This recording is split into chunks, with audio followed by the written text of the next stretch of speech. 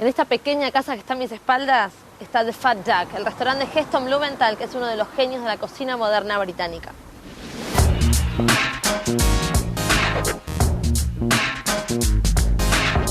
Estamos a las afueras de Londres en The Fat Duck. Estamos con Heston Blumenthal, que es uno de los cocineros como de culto que tiene Inglaterra. Heston Blumenthal, edad 38 años, chef y niño mimado de la cocina británica, alquimista y autodidacta, para muchos el científico loco, ganador de 3 estrellas Michelin en tiempo récord y conductor de televisión. Su cocina es muy moderna, pero basada en técnicas muy tradicionales. So you're sort of a cult chef. Okay. Yeah, because lots of chefs come to your restaurant, which is a very good thing to happen. Yeah, nice compliment. Yeah. How did you start cooking? We opened the restaurant in 1995.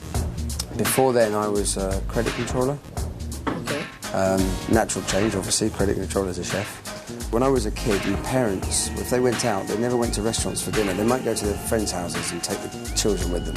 And they'd never been to a gastronomic restaurant in their life.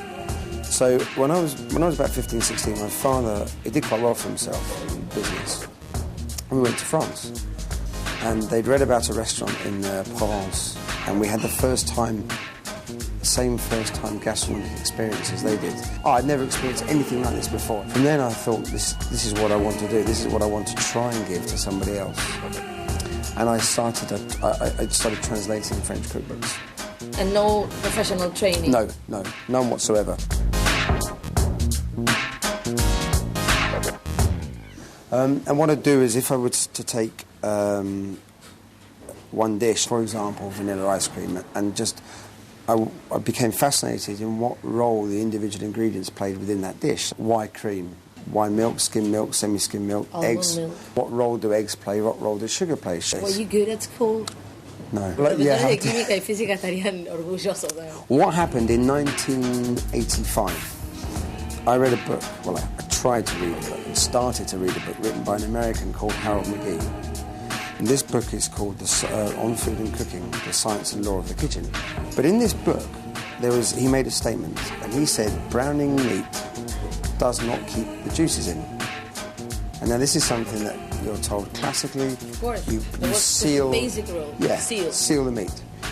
So then I went to read the explanation of why, and it made complete sense. You have a piece of meat's like a sponge. It's made up of many things, but proteins being quite a big part of the meat. When you heat the meat, the proteins are like a little string coil. They tighten, they coil up, and as they do that, the meat shrinks. So if you imagine a sponge full of water, get your hand, squeeze the sponge, you squeeze the juices out. So going back to the piece of meat, the more the proteins coil up, the more they'll squeeze out the juices. So the higher its temperature that it's cooked for, the longer it's cooked for, the higher temperature, the more the juices will come out. When you look at it that way, you think, oh, of course, it's obvious, but you need somebody to tell you that.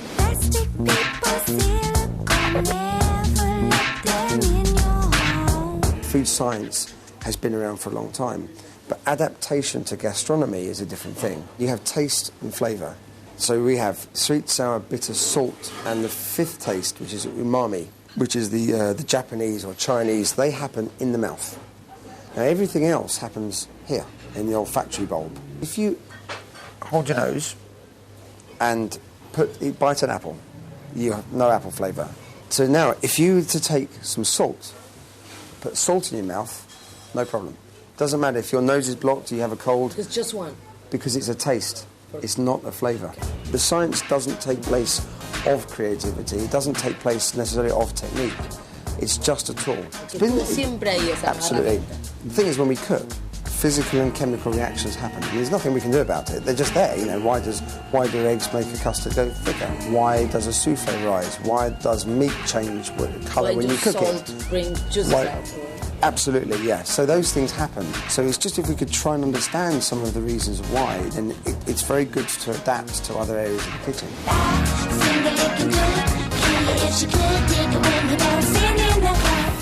Estamos muy cerca del mediodía, así que el restaurante está empezando a trabajar y en la cocina no paran porque sabemos que los platos de este lugar llevan mucha preparación anterior. I mean, for example, there's a dish which is it's a very simple dish. It's an orange and beetroot jelly. But instead of orange, it's yellow beetroot juice. It looks like orange, but it's yellow beetroot. Instead of beetroot, it's blood orange. It took me 1 year to put that on the menu. Will people feel uncomfortable? Because it's not meant to try and make them feel silly at all. Yeah. It's just a very interesting surprise. It's very strange. But it's quite a few laughs in the kitchen. La pasan bien, se divierten, inventan cosas.